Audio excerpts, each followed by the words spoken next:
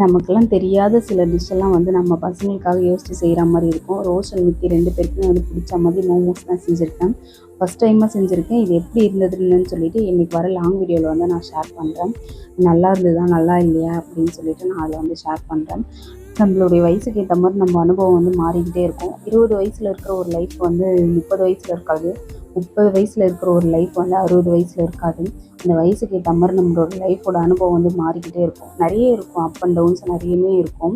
நம்ம வந்து நிறைய விஷயம் வந்து அவசரப்பட்டு முடிவு பண்ணுவோம். நம்மளை வந்து புரிஞ்சவங்க இல்லைன்னா வந்து அப்பா அம்மா அந்த மாதிரி யாராச்சும் வயசில் பெரியவங்க சொல்லுவாங்க, இதை செய்யாத அப்படின்னு சொல்லுவாங்க. இல்லை என்னால் முடியும் நான் செய்வேன் அப்படின்னு சொல்லிட்டு நம்ம முன்னாடியே செஞ்சுருவோம்.